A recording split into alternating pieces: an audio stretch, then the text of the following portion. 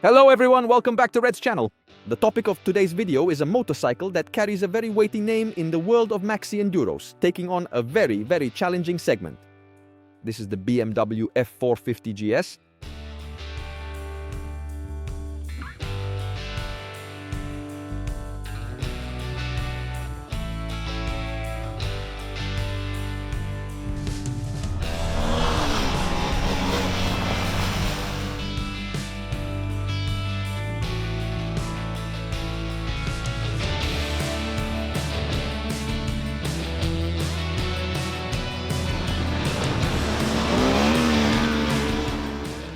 When those two letters are in the name of the motorcycle in Munich, they know they can't afford to make mistakes.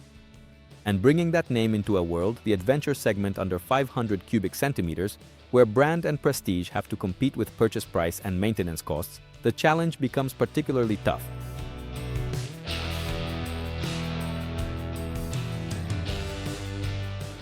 In short, just being called BMW isn't enough to convince a potential customer to become a GSC.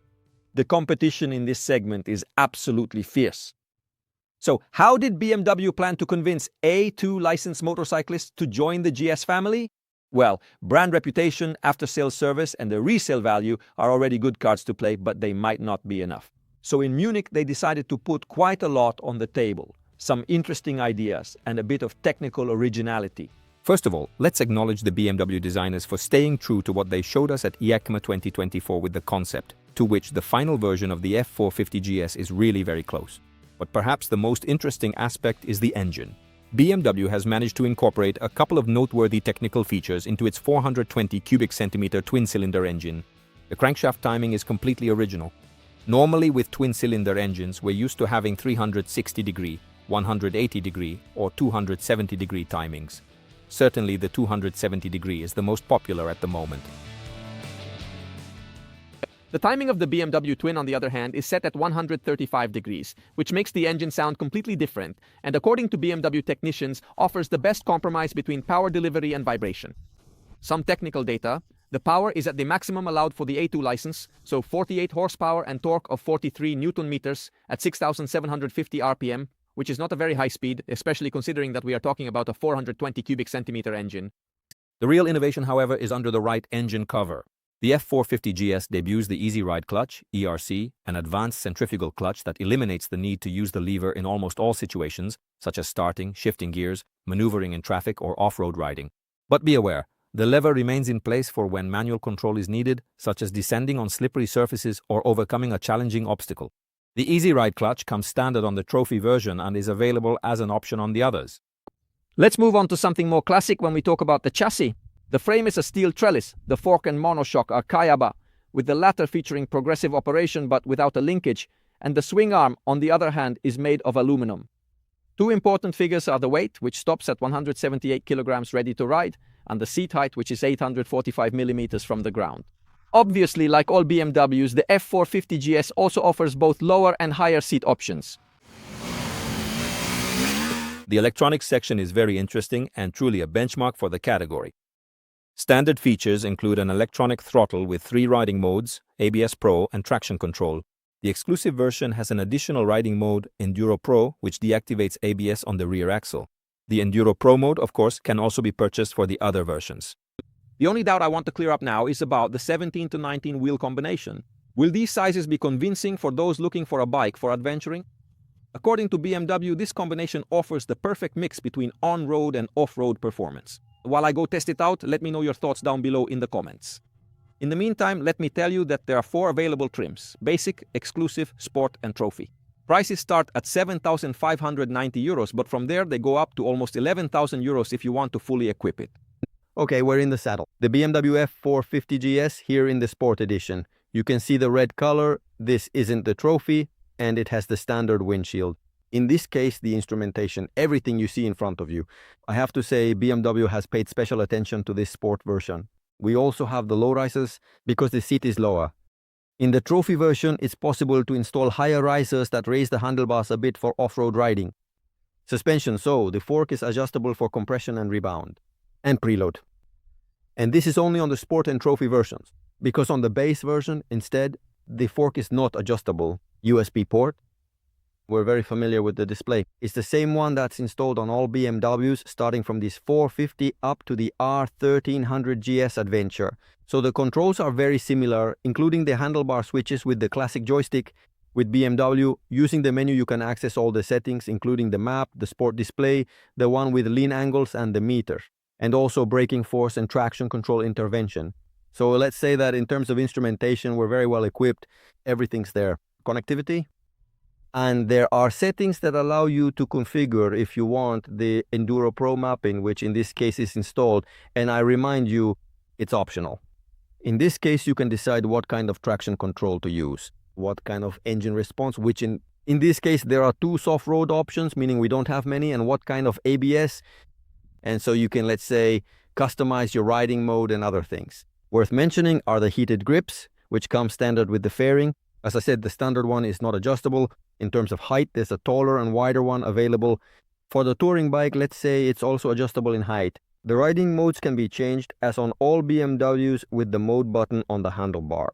On the right, however, you can see the anodized handlebar, the screen-printed forged triple clamp.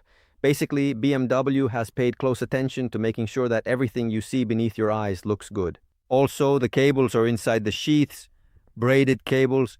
In short, both levers are adjustable. Let's remember that we're talking about a 450 cubic centimeter motorcycle, so this is a category where price and also economies of scale are important. Here, BMW has managed to include basically everything that should be on a bike of this kind, and in my opinion, they've taken a step further compared to the competition.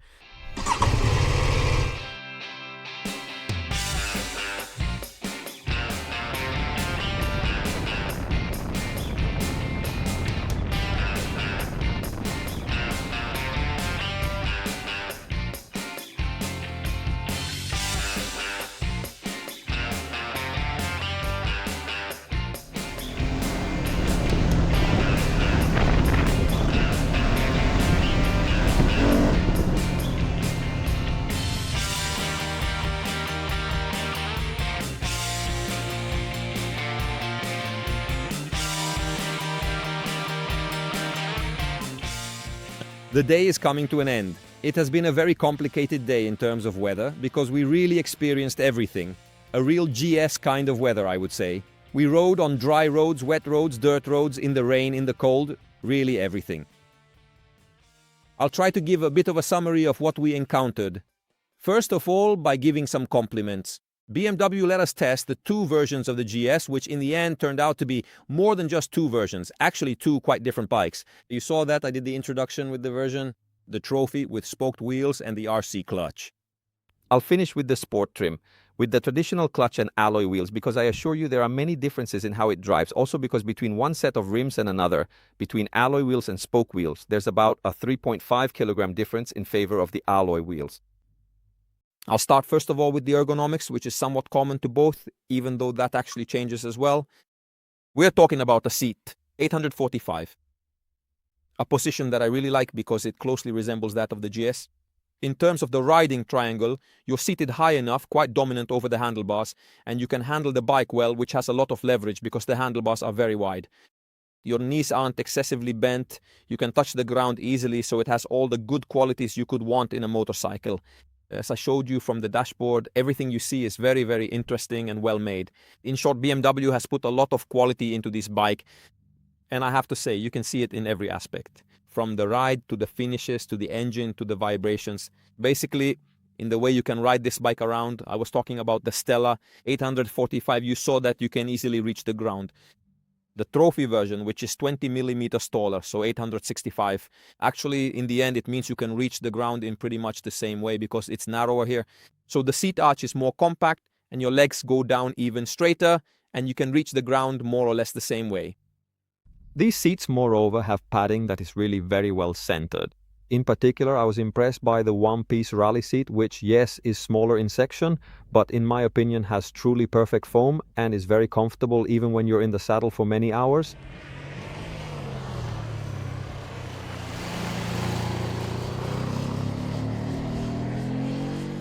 Moving on to ergonomics, of which I'll make a brief mention, particularly regarding the aerodynamic protection, which is good but not excessive. This is the standard windscreen. Then there's the Trophy windscreen. And then there's the optional touring windscreen, let's call it that, which definitely offers better protection. For someone of my height, the wind hits you about halfway up the visor and your shoulders are fairly exposed. But in the end, this is a bike that wasn't really designed for traveling at high speeds. Very high. I have to say though that compared to other 450s, the engine runs at slightly more relaxed revs because we're at about 7,000 to 7,200 RPM at 130 kilometers per hour, a speed this engine can easily maintain, considering the red line is at 10,000 RPM. You can hold this speed without experiencing too much vibration, which only starts to become noticeable on the handlebars and foot pegs from that point. It's an engine that vibrates very little, and this brings me to the engine itself, which I think is another strong point of this bike. BMW decided to use this very particular timing, 135 degrees, which makes this engine sound a bit different from all the others. It almost sounds like a single cylinder, but a bit smoother, just to give you an idea.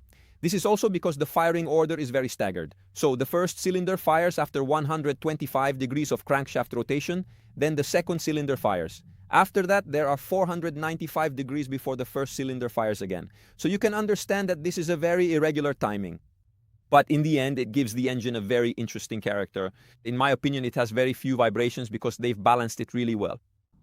And it's an engine that, especially in this configuration, so with the standard clutch. And now I'll also explain why it manages to be very lively, very responsive, with a beautiful torque delivery up to 7,000 RPM, a good throttle response. And then partly thanks to the size of the bike, its presence on the ground, and also the way the engine responds, you forget that you're riding a 450. Why do I say especially in this configuration?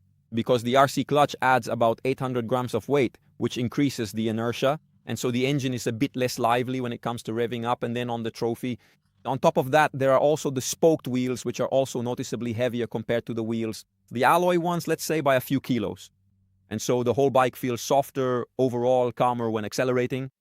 On this bike, on the sport version that we used in the afternoon, so well done BMW for letting us try both. Because the characters are particularly different. It felt like riding a big motard, really, with a very quick execution of maneuvers. Super fast. And the engine revs up much more quickly thanks to the lighter clutch, but also the lighter wheels. So beyond the fact that the aesthetic impact is definitely in favor of the trophy, in terms of riding effectiveness and efficiency, there's really no comparison between the two. Definitely the one with the alloy wheels is much more fun to ride. It really feels like a big engine to ride, so it's truly very effective. I was saying that there's a lot of quality here, so let's talk a bit about the chassis too, because everything works well. I mean, this is a bike in a segment, if we want to call it that, entry level, but BMW has put everything in the right place. The suspension works really well. They tend to handle everything off-road, never bottoming out, at least at the pace we rode today. And on the road, the handling is truly outstanding. And still talking about the suspension, I have to say that yes, the Kayaba ones work very well. And on this version, they're also adjustable. There's a lot of balance between the front and rear. It's a bike that dives into corners at a really, really high speed, super agile. You always feel in control. It does what all GS bikes always do. The 1300 lets you ride without a care. It's truly a bike that allows itself to be ridden at even higher paces than you might imagine, with practically zero effort. From this point of view, it's definitely a true GS.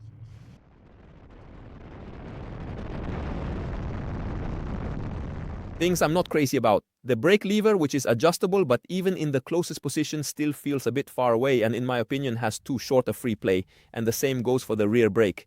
So both brakes have a slightly short free play, and I'm really not a fan of this aspect. Another thing I would improve is maybe making a subframe that allows you to detach the foot peg mounts, because right now they're welded on. This would be useful for those who do serious off-roading, or even in the case of a minor accident, it would let you replace just the foot peg mount. And the other thing, on the other hand, that didn't completely impress me is the RC clutch.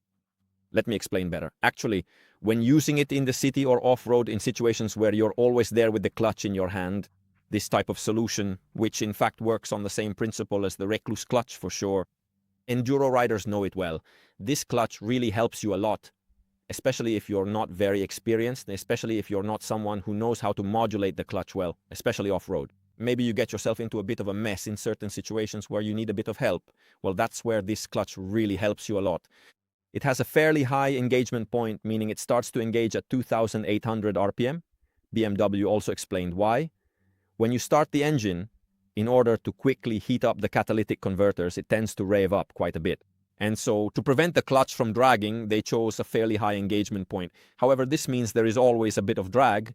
When you're going slowly, it creates a bit of a, pardon the term, scooter effect, which isn't exactly super pleasant. Additionally, there's another drawback. Let's say that when you park the bike with first gear engaged, that clutch stays open, and so the bike moves, and there's no handbrake. However, in all those situations that are a bit tricky, this clutch can definitely come in handy. So I have to say that if someone is experienced, if someone is, let's say, a bit more skilled, so maybe a motorcyclist who is already used to riding bikes for a while might go back to it. Maybe it's not entirely necessary. The only thing I might suggest to BMW is that this clutch could be offered as an option, so those who want to install it can do so, and those who don't want it don't have to. At the moment, the trophy version, which by the way is also the most beautiful aesthetically, comes with that clutch. It's not a huge problem though.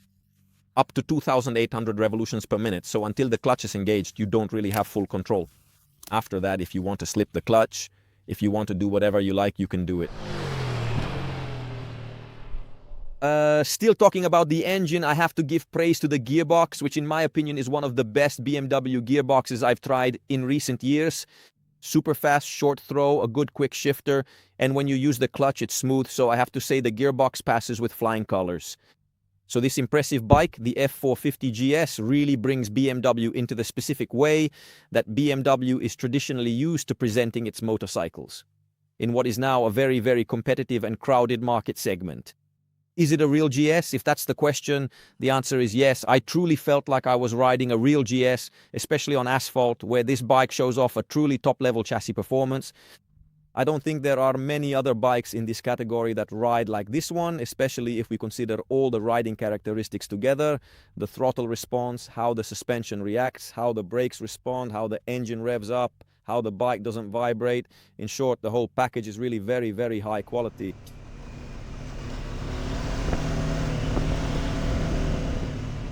We did a bit of off-roading today, and it was actually quite challenging. The bike was fitted with Karoo 4 tires. I have to say that I didn't have any problems tackling the off-road with the 17 to 19 setup. So if the question is the 17 to 19 setup good or not? How far can this bike really go? I can definitely tell you that the answer is yes, also because it does exactly what all the GS bikes do. So it has truly impressive road performance on asphalt and equally positive behavior off-road.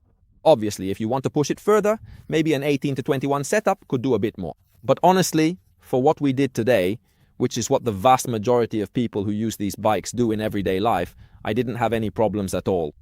Pressures at 1.7 on the Karoo 4s to give them a bit more grip, and the bike performed really well. In that situation, I really appreciated the clutch.